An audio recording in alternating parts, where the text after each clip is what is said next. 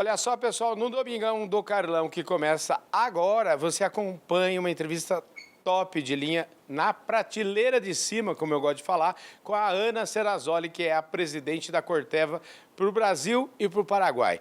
Entrevista simplesmente imperdível. Começa agora, só aqui no programa Domingão do Carlão.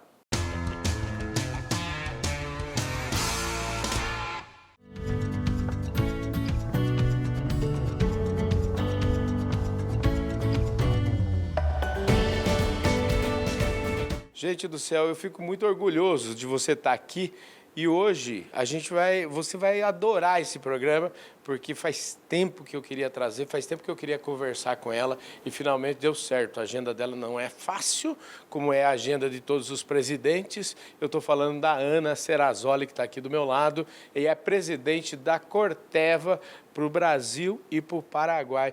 Ana, obrigado pela sua gentileza estar aqui. Eu sempre falo, quando vocês me dão o seu tempo, eu fico tão orgulhoso disso. Imagina, Carlão. Sabe que é amigo de longa data, então é um prazer ter você aqui hoje na Corteva. Muito bom falar contigo. Aliás, gente, a Corteva, estou aqui inaugurando, para mim, né, primeira vez que estou vindo esse espaço lindo aqui da Corteva. Antes de continuar nessa prosa aqui com a Ana, eu queria fazer alguns recadinhos paroquiais. O primeiro deles, queria agradecer o pessoal lá da Employer, a Employer, que é uma empresa que entende tudo do RH, patrocina o nosso programa, patrocina o nosso Domingão, mandar um forte abraço para todos eles.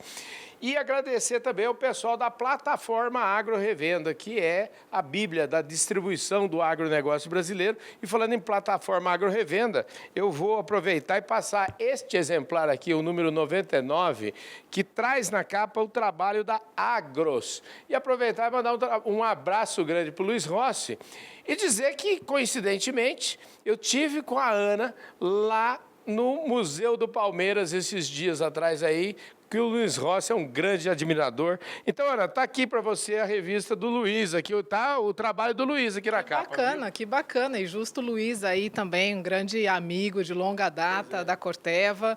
E de outra vez, acho que agradecer, a gente teve uma tarde super agradável aí com o Luiz, conhecendo o Museu do Palmeiras. Pois é. Aliás, já para começar, né, a nossa conversa numa animação, né? Que time, né? Que timaço, que timaço. Foi muito bom. Você é palmeirense desde sempre ou você foi influenciada por alguém para ser palmeirense? Eu, na verdade, sou palmeirense desde que eu me casei. Porque o meu marido é palmeirense roxo, mas daqueles roxos que sofre, que chora. Né? Então, ele foi, ao longo do tempo, me contagiando. E hoje eu sou mega palmeirense. Pois é. E eu tive aonde de conhecer seu marido. Como é que é o mesmo nome dele para a gente falar aqui, né? Lívio Passos. O Lívio, aí, Lívio, dessa conversa que a gente teve aí, surgiu mais uma entrevista aqui pro Domingão. E aproveitando que a gente está falando de Palmeiras, e eu sempre digo que tem um bordão no nosso programa, viu, que ninguém nasce presidente. E o Fala Carlão é conhecido, o nosso programa Domingão, por trazer muitos presidentes de companhias aqui. Hoje a gente está tendo o privilégio de falar com você. E, então eu quero ressaltar isso, que ninguém nasce presidente. Eu queria entender e começo sempre perguntando isso. Falando um pouquinho de história, daquelas que vão lá para trás, para entender se a pessoa muitas vezes tem um pé na roça, se não tem pé na roça. Como é que é? Você é de onde? Me conta um pouquinho disso. Ó, vamos lá, eu nasci em Campinas. Totalmente fora da roça, né? Então já, enfim, cidade, não tinha nenhuma tradição. Hoje eu tenho um cunhado que é do agro também, mas não temos essa tradição. Meu pai é químico, a minha mãe é uma super pessoa da área comercial de vendas, então não tive isso de berço. Foi, digamos, uma paixão que foi crescendo ao longo da minha carreira. Olha que interessante, gente. E ela já me deu uma baita pista, né? Porque dá para falar o seguinte, que a gente é fruto dos nossos pais, né? E em genética, a gente sempre diz que é 50% de um, 50% do outro, mas nem sempre é assim, às vezes é 80% de um. Mas com esse exemplo que eu dei, é 50-50 aí, né? Ô, Carlão, você matou, né? Então, assim, contando um pouquinho e de verdade, eu sou mega, mega orgulhosa, agradecida, gratidão profunda, eterna com os meus pais, que é tudo que eu, né, o que eu vem deles. E acho que assim, começando mesmo com valores, né? Com valores de pessoas, né? E eu sempre acho que meus pais sempre foram muito progressistas, até sem se dar conta. Entendi. Em casa, a gente falava de diversidade quando eu era muito pequena, eu e meus irmãos, e minha mãe sempre dizia, gente, aqui não tem diferença, negros e minha mãe também, como mulher, depois de ter 5 filhos, ela foi trabalhar. Ela não tinha o 2º grau, ela não tem o 2º grau, e depois que ela teve os 5 filhos, ela falou, bom, agora eu vou cuidar da minha carreira. Incrível, hein? Vem cá, seus pais são vivos? São vivos, graças a Deus, são vivos. Que delícia. E continuam com uma energia fantástica. Então, digamos assim, aprendi muito de base, de fundo, de valores, de fazer o que é correto, o que é ético, da questão de diversidade, de inclusão, veio tudo de casa, não tive que aprender nada depois. Mas, assim, o meu pai era o típico químico, superanalista, data-driven, dados, né? Dados e dados.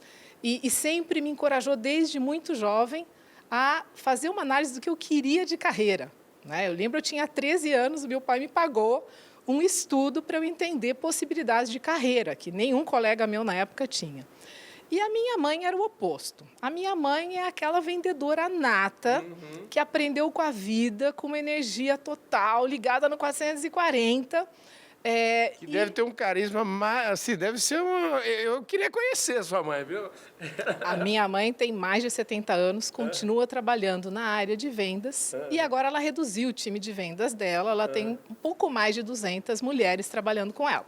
Então, assim, digamos, eu tive excelentes exemplos de casa. E eu acho que, sem me dar conta, ao longo do tempo, eu aprendi com os dois e fui fazendo esse bem bolado, né? Porque eu continuo sendo uma pessoa, eu me considero muito analista, analítica, sempre gostei muito de estratégia, de planejamento, de olhar o futuro, de entender para onde a gente vai, o que tem que ser nossas fortalezas. Sempre, digamos, fui bem nisso.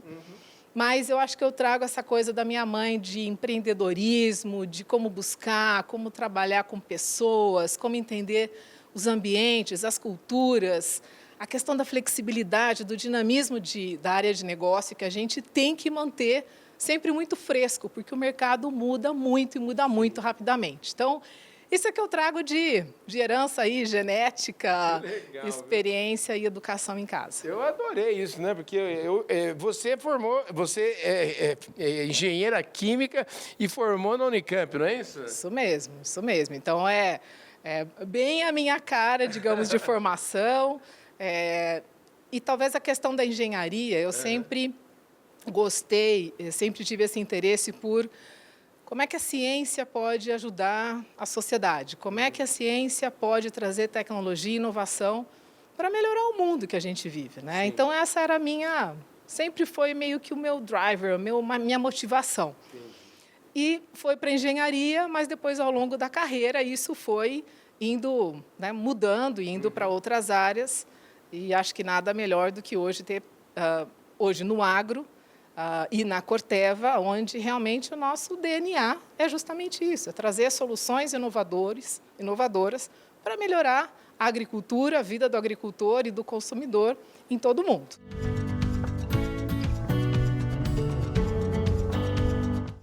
Que mudou essa chave, né? Você se forma, eu queria até entender um pouquinho, você se forma em engenharia química, né? Eu não sei se as pessoas, mais ou menos como, sei lá, um jornalista que se forma quer trabalhar, quer escrever, ou quer trabalhar na televisão, sei lá. E como é que você, de repente, em que momento da sua trajetória você se viu lidando, falando assim, não, eu tenho que fazer uma opção, agora eu vou sair, a área técnica não é a minha praia, eu vou sair e vou mexer com gente.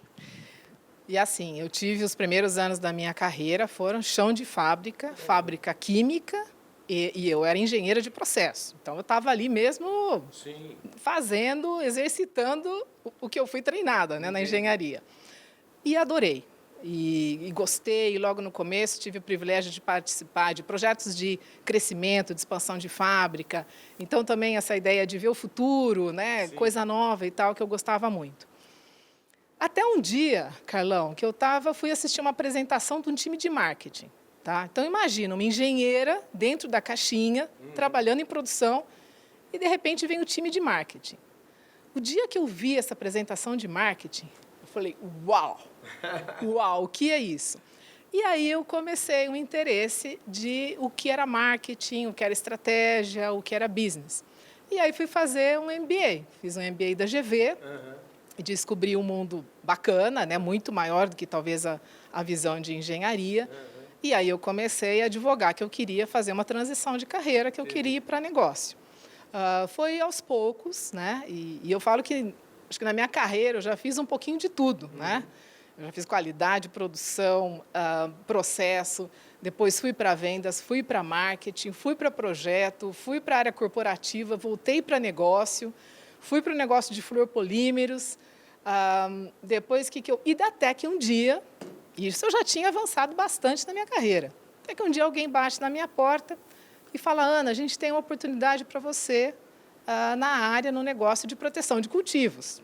Falei: gente, não, eu não engenheiro química, eu estou em outras indústrias, né? Não, mas a gente acha que você tem o perfil. Bom, me mostraram o negócio, me apaixonei e falei: vamos para o desafio, né? E, na verdade, foi assim o caminho, não foi algo pré-definido, desenhado.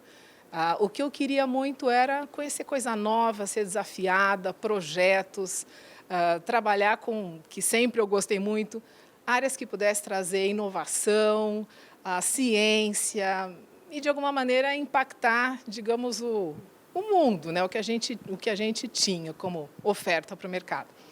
E esse foi a minha entrada no agro.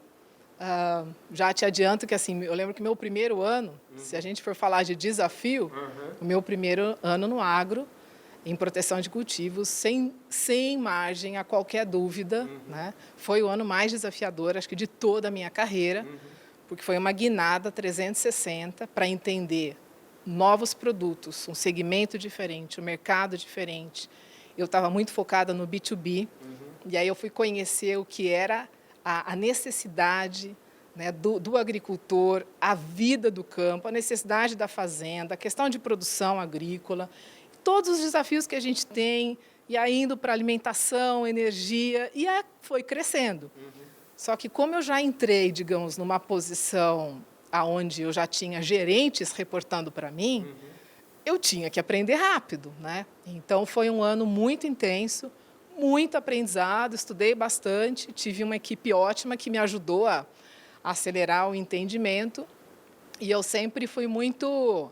Talvez minha barra sempre foi muito alta. Eu falava: bom, se eu estou aqui, se me convidaram, é porque alguém acha que eu vou contribuir com alguma coisa diferente, né? E aí eu busquei qual era a contribuição que eu podia ter no agro, né? Tendo uma formação e uma experiência muito diferente. Nessa sua trajetória que você está falando aí, eu queria até que você citasse, sempre na companhia, né? E queria saber de você o seguinte: você hoje é uma líder. Qual é o papel dos seus mentores, dos seus líderes, naquilo que você se transformou? E até para falar com o pessoal que está assistindo aí, que quer... né? A gente está cheio de jovens hoje que estão aí no mercado de trabalho, que vamos dizer assim, que insights que você poderia dar para essa turma? Aquilo que cabe... assim, você também se considera... Eu quero saber se você se considera uma pessoa que foi, vamos dizer assim, abençoada pelos líderes que você teve. Assim, teve muitas pessoas que eu admirei ao longo da carreira e que eu aprendi. Muitas, muitas mesmo, porque eu acho que a gente sempre pode aprender, até nas experiências difíceis e com pessoas difíceis, eu acho que a gente tem o que aprender. Então, aprendi com muita gente ao longo da minha carreira. Eu acho que o que talvez eu possa compartilhar de temas que eu acho importantes para quem quer crescer, quem quer fazer uma carreira, talvez algumas coisas simples, né? A primeira, eu acho que você tem que estar sempre você com você se autodesafiando, né? O que você quer, o que te faz feliz, e o que pode ser a sua marca, a sua contribuição. Acho que aquelas pessoas que têm um impacto importante, relevante na companhia, os caminhos vão se abrir, né? Eu acho que talvez tenham casos de nem tanto sucesso, mas, assim, se você quer, se você tem um objetivo, tem uma motivação, você vai encontrar as maneiras de crescer e as oportunidades vão acontecer. Então, eu acho que tenha você contigo mesmo um driver de buscar, de se desafiar, de crescer e o que você pode contribuir. A outra coisa, eu acho que é sempre levantar a mão. você está numa área e sente que, poxa, mas eu posso dar mais, eu posso fazer mais, eu tenho mais capacidade, levanta a mão, se mete nos projetos, entra em área que você não é especialista, você sempre vai aprender e você vai ganhar visibilidade para outras pessoas de entender que, poxa, essa pessoa aqui tem, né, criatividade, tem a liderança, tem vontade de fazer. E outra vez, eu acho que esse tipo de comportamento também abre portas de oportunidades, né? Escuta, quantos anos de companhia você tem aqui? E ao falar de quantos anos de companhia, precisamos fazer umas contas aqui, né? Fazer umas contas, 32? 32, 33 anos, completando. Quer dizer, a companhia acho que foi... agora em outubro eu vou fazer aniversário de companhia. Que maravilha, hein? Escuta, como é que 32 anos é uma vida? O nosso negócio foi fundado dia 23 de setembro de 1988. Estamos fazendo 35 anos agora. Assim, o mundo passou por gigantescas transformações. Eu me considero até uma pessoa privilegiada por ter vivido esses momentos aí, esses últimos 35 anos. Eu queria saber como é que se você olhar no retrovisor, né? Como é que é o seu retrovisor? Aí me conta um pouquinho disso e vamos aproveitar que a gente falar olhando no retrovisor é sempre uma delícia, é sempre mais fácil. Daqui a pouco a gente vai lá para o para-brisa. Vamos lá. Acho que quando eu olho no retrovisor, uma coisa que acabou marcando minha carreira e assim, não foi desenhado, Carlão, foram as oportunidades, foram aparecendo, eu fui entrando e fui. E teve coisas muito bacanas, né? Acho que depois de toda essa experiência até entrar no proteção de cultivos, eu tive uma oportunidade de ir para os Estados Unidos, isso que eu te falo.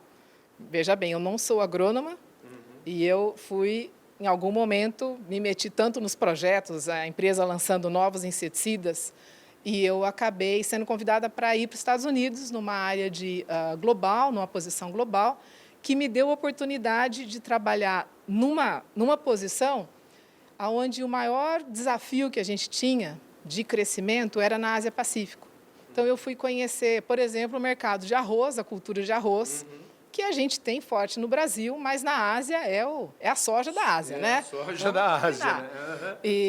E conheci países com culturas totalmente diferentes, a China, a Índia, a Tailândia, Vietnã, que também trouxe, eu acho que um outro aprendizado, né? De como essa questão da diversidade, da cultura, como outros lugares do mundo trabalham. E olha que privilégio, né? Porque esses lugares que ela está falando, hoje, se você pegar a balança de exportações do Brasil, 35% vai para a China e o mercado é para lá que a gente cresce. Né?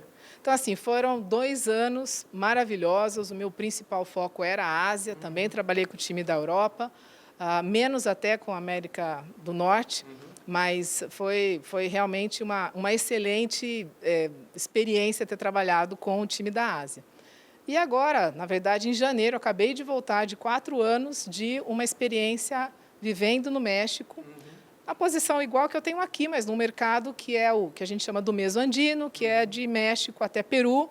Outra história de diversidade, né? Praticamente 10 países onde a gente comercialmente era bastante ativo, andinos, países muito diferenciados entre si, e também outro show de cultura, de diversidade, de entender até foco, né? Porque eram tantos países, tantos mercados, diferentemente do Brasil, que é muito focado nas culturas-chave, soja, milho, algodão, cana, pastagem.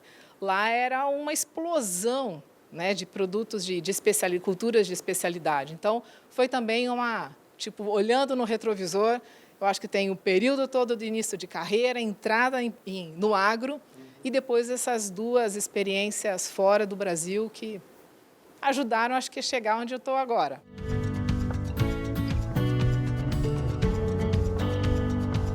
Toda vez que alguém vai tomar conta do México, eu falo, daqui a pouco está no Brasil. Então, e aí a pergunta que eu estou citando isso, mas a pergunta que eu queria te falar é o seguinte, em algum momento, você falou assim, nossa, a minha carreira está indo bem eu acho que eu vou chegar lá, vou para o Brasil. Você preparou isso? Você já tinha isso na sua estratégia? Como é que é isso? E como é que é receber essa notícia? De repente, e é uma curiosidade minha até, né? Que eu vou falar assim, não, porque as empresas, cada uma tem a sua cultura de fazer, mas como é que é?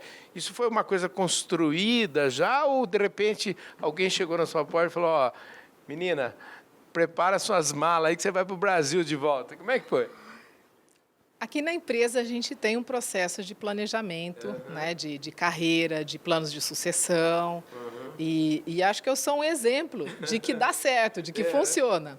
Quando eu fui para os Estados Unidos, eu tinha um plano de quanto tempo eu ficaria, em que posição eu voltaria, e aconteceu exatamente assim. Quando eu fui para o México, também já tinha um desenho de que, digamos, eu era uma candidata, Entendi. entendeu, a uma posição como essa. Entendi. Talvez característica pessoal, eu sempre prefiro focar no hoje, no meu resultado, no curto prazo. O futuro é o futuro, né? Mas eu sabia que era uma possibilidade. Entendi. E, claramente, a gente já vai se treinando, né, e se pensando que capacidades, que habilidades eu preciso ganhar, porque a gente sabe que Brasil não é para amador, né? Brasil é para valer, né? Então, digamos, em algum momento, quando eu vi que isso era uma possibilidade, também tinha muita consciência, né, do quanto eu ainda precisava me desenvolver, aprender, do quanto eu vivi fora, também me ajudou a chegar aqui com muito mais tranquilidade, segurança do papel que eu tinha para desempenhar para Brasil e Paraguai. Como você falou, você é uma mulher super antenada, mas eu queria te perguntar, né, como é que quando você chegou aqui no Brasil e você, imagino, começou a estudar esse mercado, entender um pouquinho melhor estando aqui, você se surpreendeu, você falou, nossa, isso está muito maior do que eu imaginava ou está menor? Como é que foi que Brasil que você encontrou aqui? Bom, logicamente que eu sempre fiquei conectada e antenada, sempre com todas as notícias do Brasil, em todas as áreas, principalmente no agro, acompanhando muito o que a Corteva estava fazendo aqui. Então, eu vi de longe todo o crescimento dos últimos anos, né, do mercado, do posicionamento da Corteva. Agora, quando a gente chega, é muito gostoso, né? E assim, a minha primeira semana aqui, meu primeiro dia foi pegando a mala indo para Cuiabá, né? Gente, que delícia! Foi esse meu primeiro dia. O primeiro dia no Brasil o primeiro e o segundo foram 2 dias em Cuiabá e aí a gente voltou para uma revisão de negócio aqui. Quando você está lá, e aí está ali no Cerrado, né? E a gente já teve a oportunidade de conversar com um dos nossos parceiros, um dos nossos distribuidores, e falar com o time de comercial, time de vendas que está na ponta, e já ter Fizemos uma revisão de negócio de como estava começando o ano, né? Já estava ali praticamente entrando forte em safrinha, e o que a gente previa já enfim, para o ano. É muito intenso entender como o Brasil, também nesses últimos anos, tem se transformado, né? Eu acho que seja tanto na questão do canal, acesso ao mercado, as várias colaborações, os vários modelos de plataformas entrando pesado no Brasil, da questão também da venda direta, que lá no Cerrado é muito importante, tem se fortalecido. Então, assim, a gente sabe de longe, mas nada como chegar e estar ali no coração, né, agrícola do Brasil para ver o tamanho da intensidade e do nível de transformação que o agro no Brasil tem vivido e continua vivendo. Maravilha. Eu acho que a gente está chegando aí para os minutinhos finais aí da nossa prosa. Eu acho que tem 5 minutinhos. E eu queria aproveitar esses 5 minutinhos para falar agora, olhando um pouquinho no para-brisa e emendando, já que a gente está falando de desafio, os desafios já são grandes e eu queria saber se o fato de você ser mulher, esse desafio de alguma forma fica mais difícil, não fica? Até eu queria que você falasse um pouquinho também sobre esse tema e para entender um pouquinho como é que anda seu copo, se ele está meio cheio, se ele está meio vazio, como é que você enxerga esse futuro aí um pouquinho não vou falar de longo prazo, porque eu acho que de médio prazo aí, como é que você está vendo? Bom, você quer que eu foque mais mercado? Você pode falar o que você quiser, aquilo que você quiser. Vou falar de dois aspectos, tá? Você me falou da questão também de mulher em liderança. E eu queria também deixar um depoimento Sim. de que, assim, por mais que a gente, ao longo da carreira, vai ter momentos onde... Acho que todas nós vamos enfrentar um momento de algum desafio por ser mulher, né? Mas, assim, sinceramente, eu acho que, até como mulher, a gente traz tantas habilidades, tá? De flexibilidade, de saber ler um ambiente, de entender melhor as pessoas, que eu acho que a gente tem mais que usar o que a gente tem, né? Naturalmente, geneticamente, emocionalmente e tal. Porque eu acho que a mulher, numa posição de liderança, ela tem muito a contribuir com a organização, né? Porque eu acho que, se a gente fizer um bom balanço, né, do lado hard, do lado concreto e do lado mais soft, do lado mais não totalmente real, o que está acontecendo no ambiente, eu acho que a mulher pode ter uma gestão mais harmônica, mais equilibrada, e acho que pode criar um ambiente mais positivo. Então, eu sempre usei, digamos, o lado de mulher como um copo cheio, na metade do copo cheio, de tudo que isso me dá de habilidades naturais de como exercer a minha liderança. Falando do mercado, o que eu vejo? Eu acho que é inegável o que o Brasil já vem fazendo nos últimos 20 anos. Eu acho que é só olhar a nossa história, o tamanho do nosso crescimento, desenvolvimento, a introdução na agricultura tropical. O Brasil é um case de sucesso global e a gente sabe o quanto nós ainda vamos continuar essa história, né? Eu acho que isso é inegável de entender que o Brasil é o país do mundo que tem a maior capacidade de crescimento, seja por área, né, e seja por produtividade. Muitas vezes a gente fala, puxa, mas esse ano está difícil. Tá, é um ano de ajuste, nada mais do que isso. E nós vamos continuar nossa trajetória de crescimento, né? E eu acho que o Brasil traz algumas características que a gente não vê em outros lugares do mundo, que é, a gente não tem só 2 safras, a gente agora já tem 2,5 safras, já tem muitos lugares fazendo uma 3ª safra. A questão de integração, lavoura, pecuária, floresta. Quantos países do mundo conseguem fazer isso e fazer de maneira sustentável e fazer com produtividade? A gente tem aí, 160 milhões de hectares de área de pastagem, que a gente sabe que ainda está extremamente subutilizada, né? E ouvi aqui do governo que está vindo um plano de que, pelo menos, tem uma visão de que 40 milhões desses 160 vão rapidamente passar a áreas de cultivo. Então, a gente tem tanta oportunidade, Carlão, que às vezes a questão é como é que a gente se prepara, como é que o Brasil, e aqui o meu ponto é assim, como é que toda a cadeia do agro se prepara, se profissionaliza, melhora as suas práticas, melhora a sua gestão, melhora as suas bases financeiras, porque esse crescimento vai continuar à nossa disposição. Vai depender do Brasil e do setor do agro a fazer esse crescimento e a entregar digamos, o nosso produto, né? Alimento, exportação, energia, da melhor maneira possível. Então, o Brasil tem um papel global, vai continuar tendo essa oportunidade, mas também eu acho que a gente tem lições de casa como setor para conseguir melhorar tudo que vem pela frente. Maravilha. Gente, só o que ficou aqui já dava outro programa, mas infelizmente o nosso programa acabou, viu, Ana? Obrigado, viu? Obrigado, Carlão. Sempre um prazer falar contigo. É isso aí, gente. Só dá tempo de eu agradecer novamente ao pessoal da Employer, agradecer o pessoal da revista Agro Revenda, que é a plataforma de conteúdo da distribuição agro, e também quero mandar um abraço, sabe para quem? Para o pessoal de Clube Agro Brasil, o pessoal de Clube Agro Brasil que está fazendo um trabalho extraordinário. Gente do céu, muito obrigado pela sua audiência. Esse foi mais um Domingão do Carlão, mas pensa, esse Domingão foi na prateleira de cima. Eu falei aqui com a Ana Serrazoli, que é a presidente da Corteva para o Brasil e Paraguai. Um forte abraço para todos vocês, um ótimo domingo, um bom almoço para todo mundo e uma ótima semana. A gente se vê domingo que vem. Valeu, gente! Fui!